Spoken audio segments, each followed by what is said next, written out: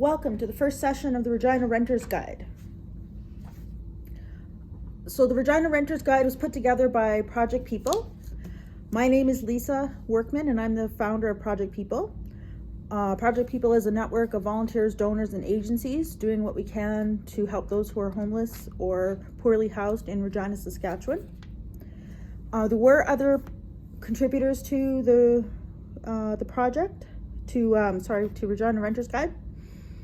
I will put a link to the Renter's Guide in the comments.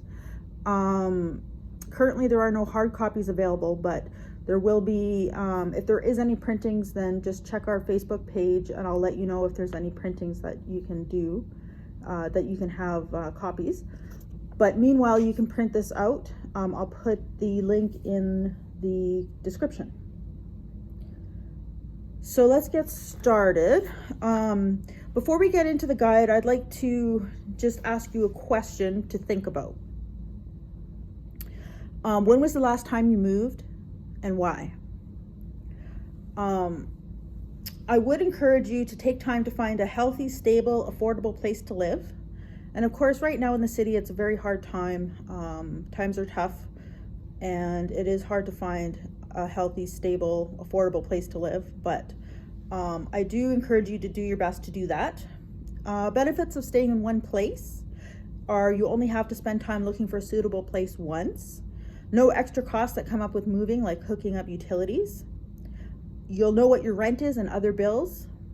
You can take care of your personal property. It's hard to take care of your personal property when you're moving from place to place to place to place.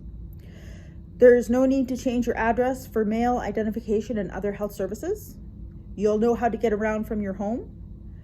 You'll know what is available in your neighborhood. And most importantly, you'll provide stability for your children. For example, they'll always be at the same school, have the same friends, be in the same neighborhood, be able to keep their own personal belongings, have better attendance for school, and a better chance at earning good grades. It'll also give them a sense of security and belonging, being in the same place. So again, I know it's tough, but something to think about. So the Renter's Guide. As I said, you can print it out on the website, or pardon me, on the link that I'm going to put in the description. It starts off with an important page, and the page has some important numbers that you need. So for example, your landlord's name, your landlord's phone number, the move-in date, what your rent costs, and when it's due every month. So generally, your rent is due on the 1st of the month, but sometimes I don't know, for some reason it could be on the 15th or another day. So just make sure you make note of that. It seems like pretty common sense, but it's good to have this information on hand where you can grab it when you need it. There's also a place to put in what utilities you pay every month and when it's due every month. And you may want to keep track of we're going to talk about this more. You may want to keep track of when, not only when they're due every month, but also approximately how much you pay every month. Okay. The next page of the Renter's Guide talks about what you should do before you move in. So before you move in, you should do a checklist of the premises, conditions of the premises. And we actually put one right in the guide. So this is a checklist of premises, the conditions of the premises, and it goes through things like the back door, the front door, the living room, things in the kitchen, the bedroom, the basement, the appliances, and you get to put in how it looked when you moved in and what it looks like when you moved out. And the idea is that if there's any damage that pre-existed your moving in, you make note of it, so that when you do move out, you have proof that that damage existed, so that you don't have to pay a damage deposit. You may want to take pictures. That was probably the best thing, and date them somehow, so that when you move out, again, you have proof that that damage existed before you moved in. This form, there is an official version of this form, and I will put a link to that in the description. But you can find it by Googling Regina Rentalsman, and there's a lot of forms that are available on that website, and it's called a premises checklist or conditions of rental unit. But again, there's one in the renter's guide if you are able to download it. When you before you move into a place, there's a couple of things also. Do not rent it unless there are issues that are dealt with before you move in. So for example, your front door should lock, your back door should lock. They should both open and close and lock, as well as the window should open, close, and lock. Your appliances should all work. You should have a working furnace. You should have sinks that work, toilets that work, all of that stuff. And if there's issues, don't move in until it's already taken care of, because your landlord might say that he's going to take care of it, and then you don't know how long it'll take for them to take care of it. So try to get that stuff taken care of before you move in. Also, make sure you get a copy of the rental agreement, because he's going to get you to sign one. So make sure he or she gives you a rental agreement, and make sure that you get a copy of it, and make sure you put it in a place where you can find it when you need it. You should get a receipt for any security deposit that you pay. Now, sometimes you might have a deal with the landlord that you pay it in payments, but just make sure you get receipts for that. There are receipts in the Regina Renter's Guide that you can use. So make sure you get receipts for any security deposit that you pay, but also any rent that you pay. So every month you should get a rent receipt for rent that you paid.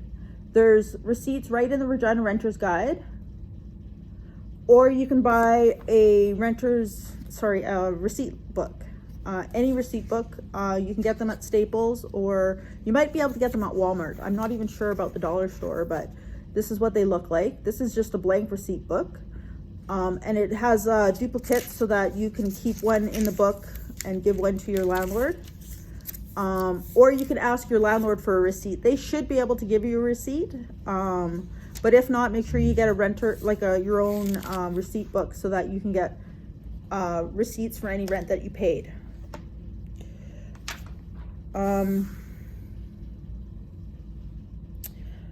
Okay, so we covered that.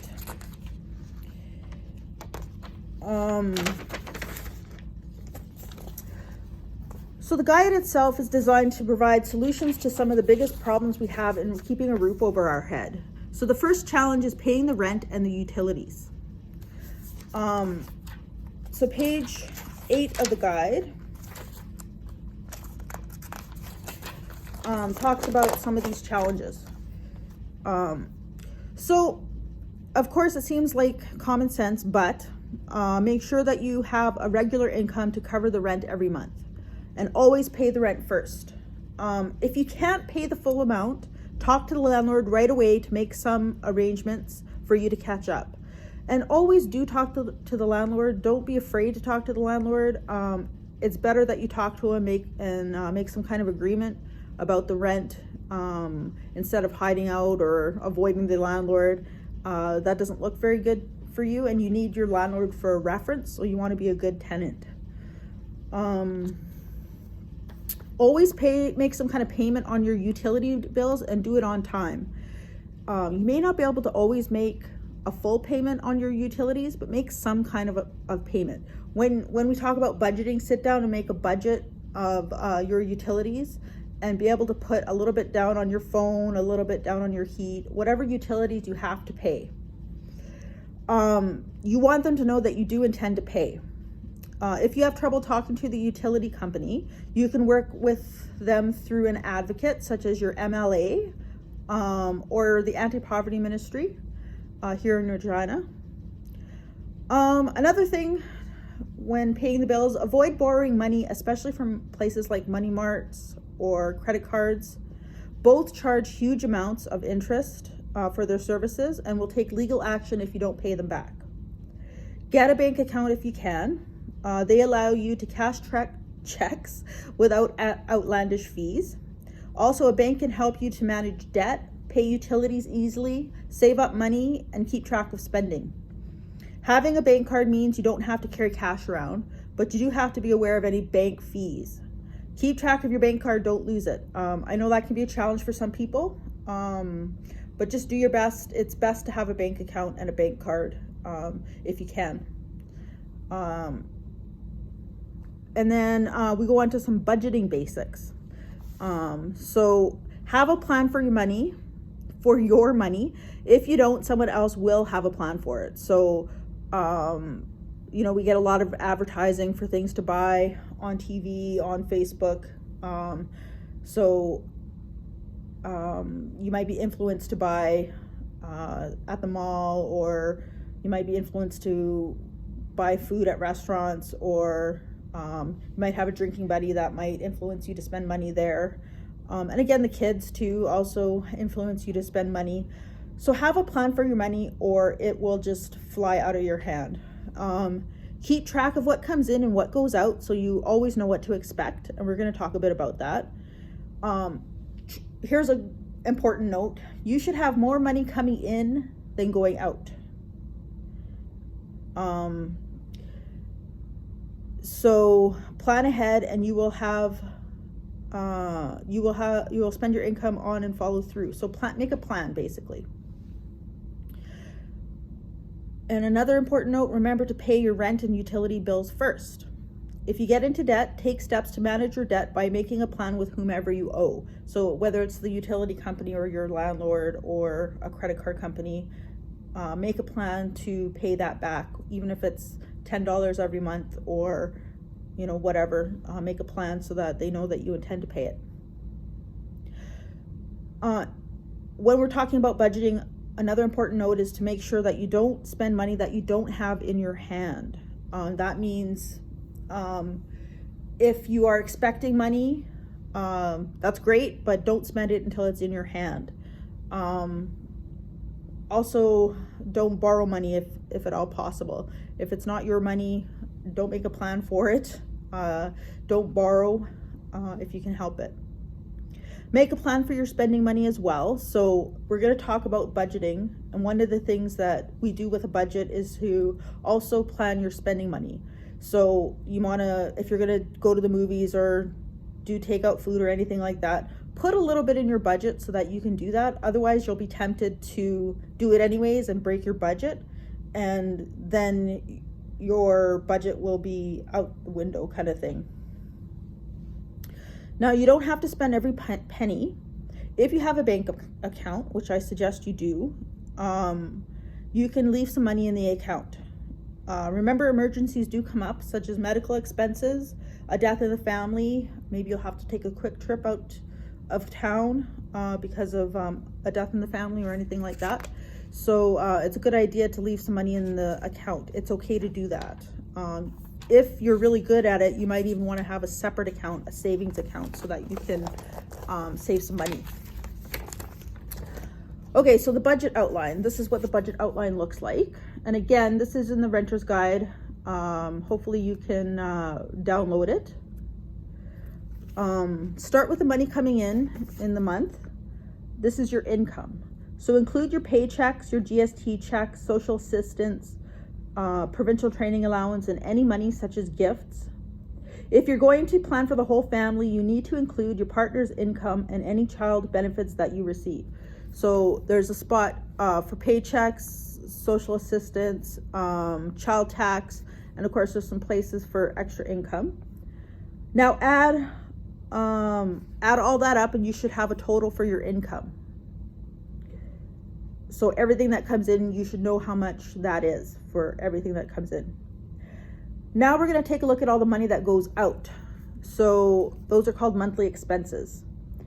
You want to start with the ones that are due every month and have to be paid. These are important bills like your rent, your power bill, your energy bill, etc., etc. Always make some kind of payment on each bill, as I mentioned before. Hopefully you get enough income to cover your rent and your utilities, no problem. That's kind of the goal, because you'll stay behind if you don't, if your utilities are more than you can afford every month. So always make some kind of payment on that. Some expenses don't come up every month, but they can be just as urgent, and they might even have a deadline. For example, paying your taxes, paying tuition, renewing your driver's license, that sort of thing. If you have an expense that you know of, include it in your expenses that have to be paid out. The rest of your expenses can go in order of urgency and importance. When you figured out your monthly expenses, so you should have a general idea of what goes out every month, then you can make a plan for a month, a few months, or even up to a year. So as I said, you'll have your income and a total for your income. You should have all your monthly expenses and kind of have an idea of what goes out every single month.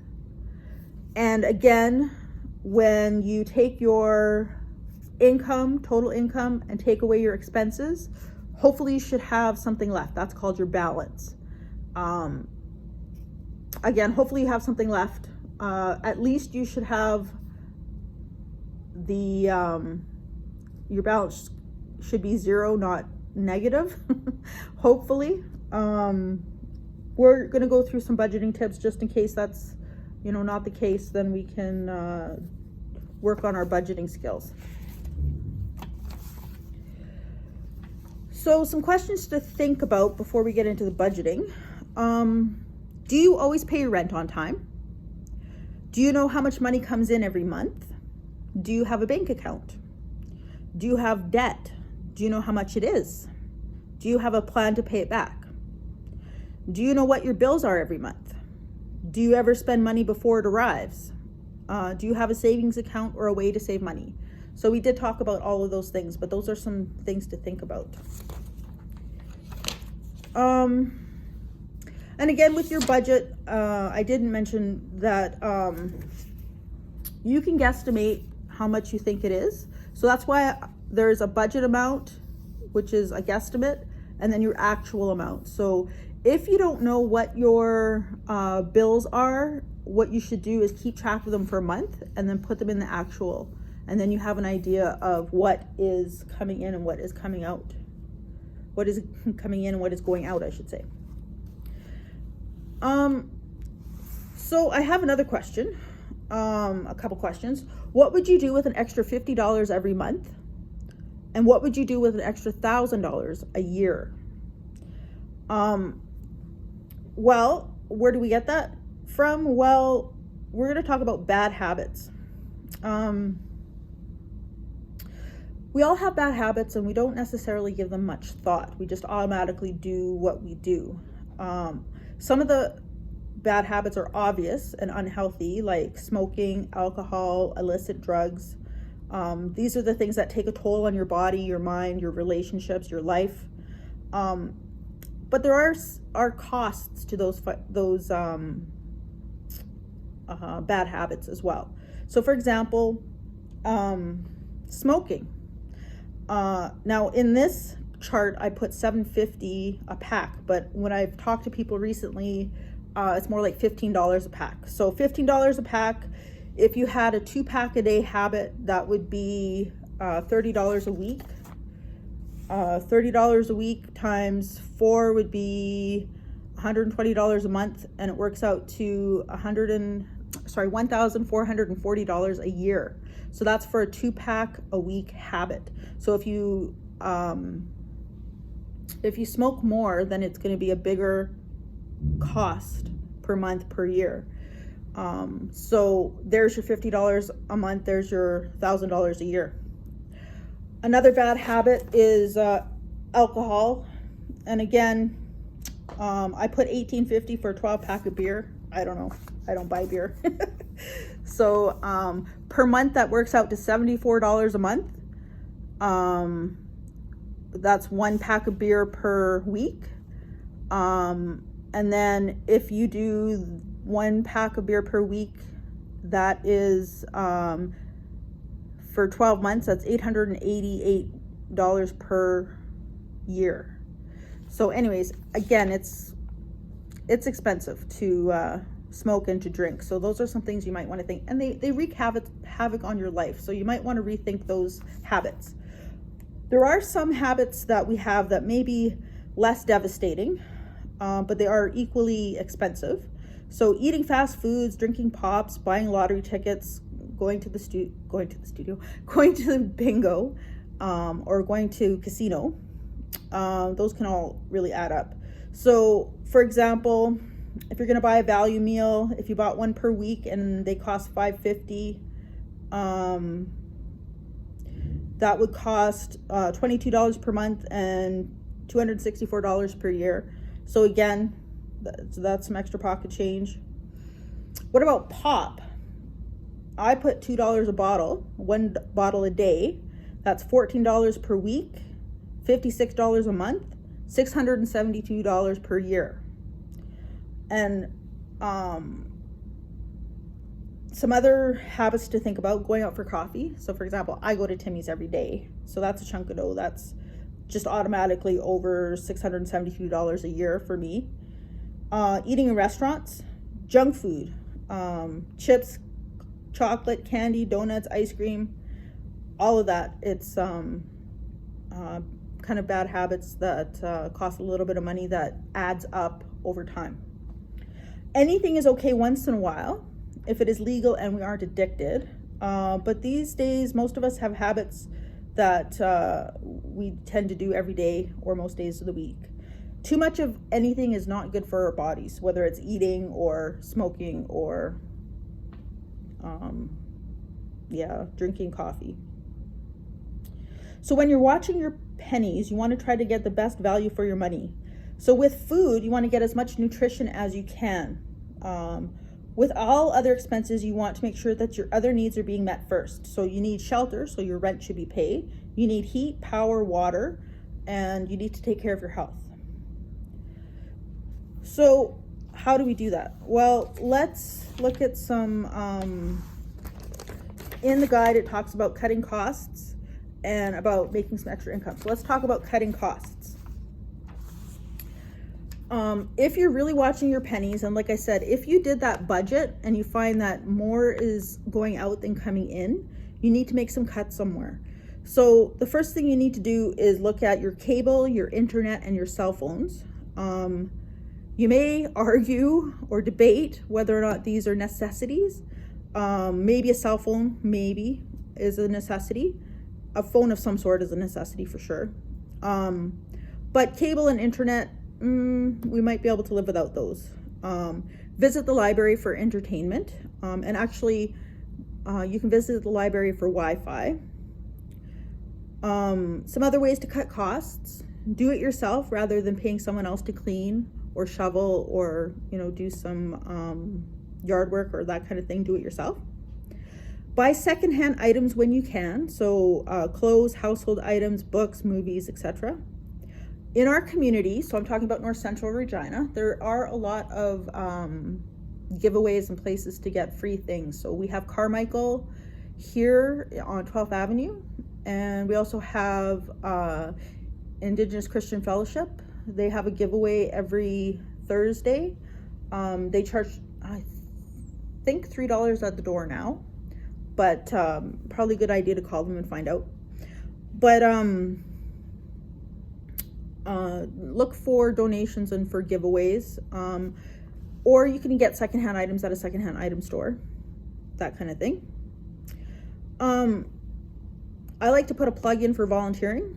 Volunteering is a great way to meet people, make new skills, build careers, but it is also a good way to budget, because if you're not working, it's a way to get coffee, snacks, meals, and other benefits. Lots of times volunteers will get fed, that sort of thing. But also they may be offered casual work opportunities. So that gives you an opportunity to earn a little money. I know in my role, in my life, well, we got interrupted. The phone stopped taping for some reason. So let me figure out where I was left off. I was talking about volunteering, and I was about to tell you that when I as a volunteer coordinator, when I need somebody for hired work, whether it's a contract or like I've worked for Elections Saskatchewan, things like that, I usually look for my best volunteers to hire. So there's opportunities come up when you're a volunteer. So we are talking about cutting costs. Now you may not have utilities included in your, you may have utilities included in your rent, but if you don't, you may want to cut down on things like power, energy, and water. So turning off lights and appliances when not in use, turning down the heat when you leave the house and in the night. You can buy thermostats that will that you can put on a timer that will turn off when you're not in the house, like if you work all day or that kind of thing. Turn it down a little bit at night, put an extra blanket on,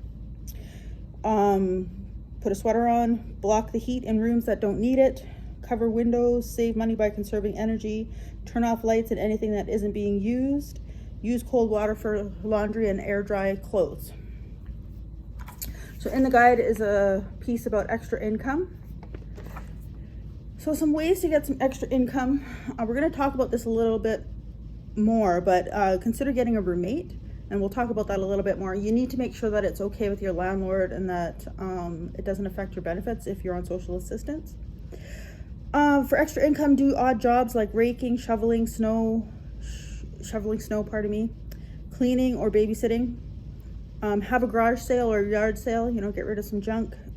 Look for casual, contract, one-time, or temporary work. Like I said, if you're not working full-time, you could look for extra work.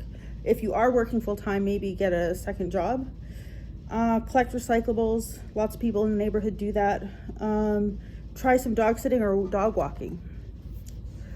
And just a reminder to keep it legal. If you're going to keep a roof over your head, you need to keep your activities legal, because being involved with illegal activities is grounds for immediate eviction. So just remember, keep it legal. Share resources. So make arrangements with other families to take turns doing childcare. Get together and shop in bulk. Cook big amounts together and divide it up.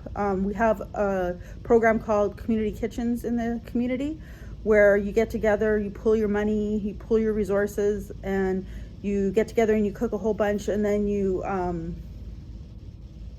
divide up the meals and take it home. So it's just a way to budget. Plan a clothing exchange in your neighborhood.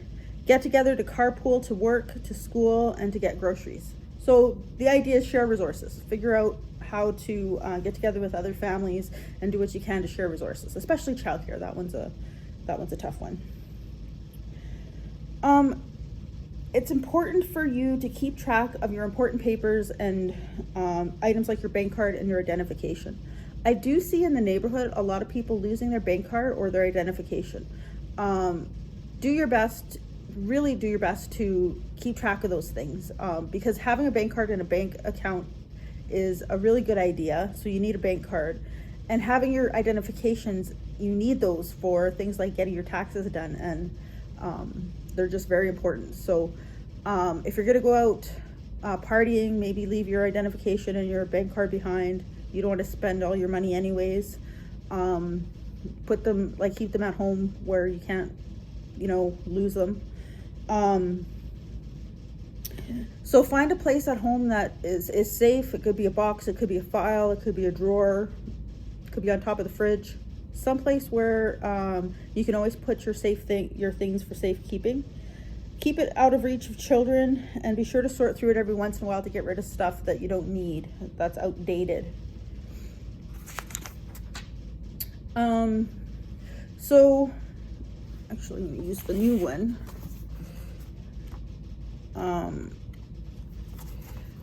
This is just a little bit of a spot call out to Indigenous Christian Fellowship. So Indigenous Christian Fellowship is at 3131 Dooney, and they do take a lot of volunteers, and they feed their volunteers and that sort of thing. So there's that. But also they have soup and bannock on Wednesdays for $2. They have family breakfast on Saturdays, for $1. They have a second-hand item giveaway on Thursdays. I believe it's $3 at the door. Coffee and toast in the morning. There's bread available, and as I mentioned, there's volunteers. They take volunteers. So that's a good resource, community resource, is Indigenous Christian Fellowship. So that covers the first challenge to keeping a roof over your head. And if you remember, it was paying the rent and utilities. So the second challenge to keeping a roof over your head is a sudden rent increase. Let's make sure I'm on the right track here.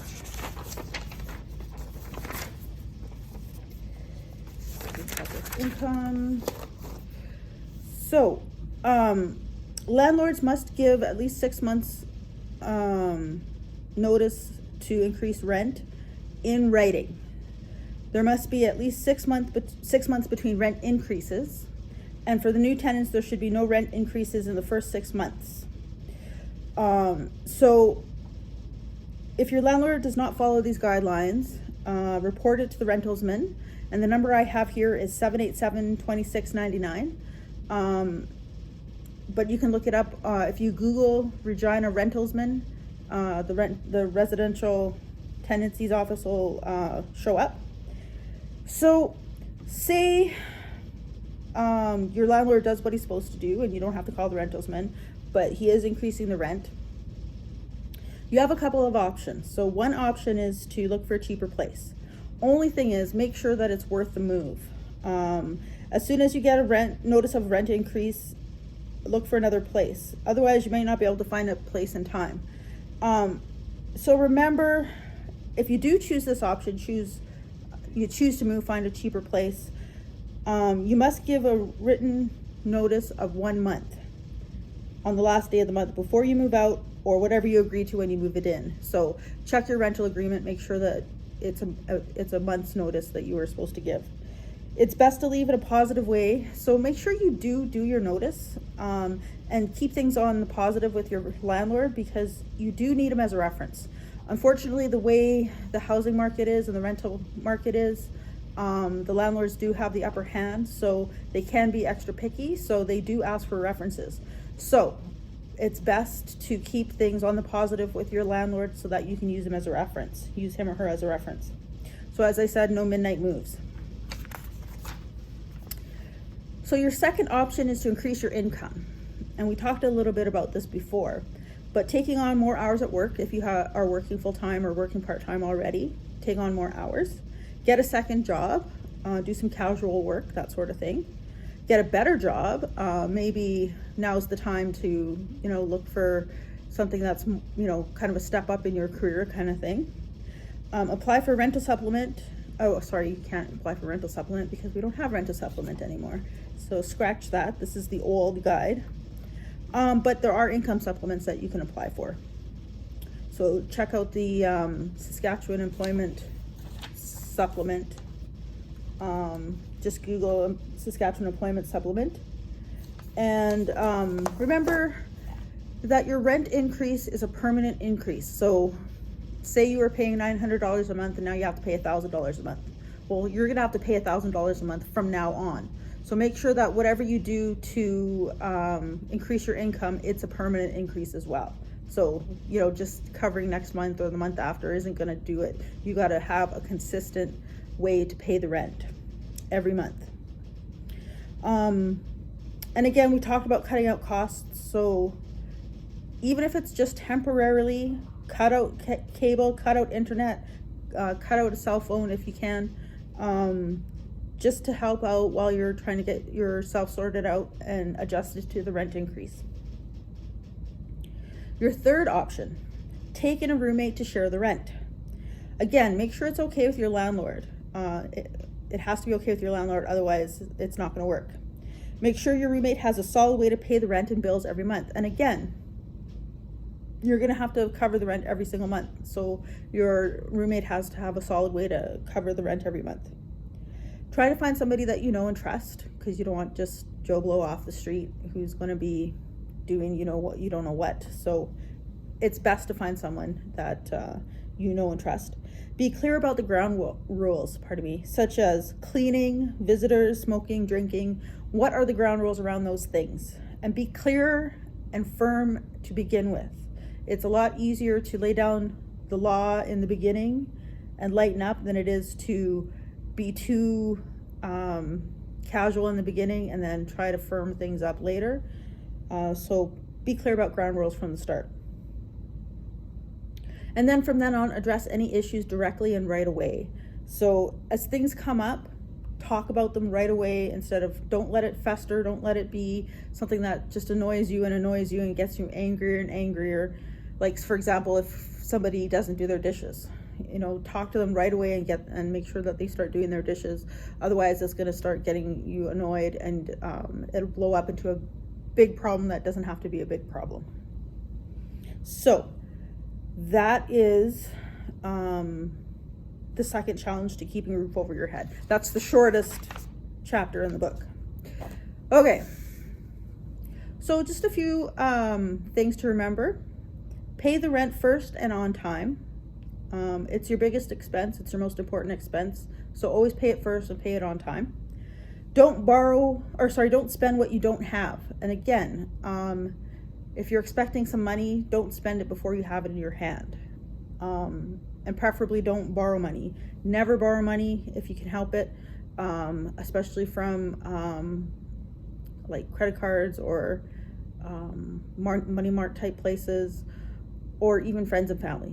Try to avoid it. It can be nothing but trouble, and you pay extra money to borrow money. So you should spend less than you take in every month. So once you've done all of your income and your expenses and figure out how much money is left at the end, you should have at least zero, not negative, but you should have some money left over at the end of the month.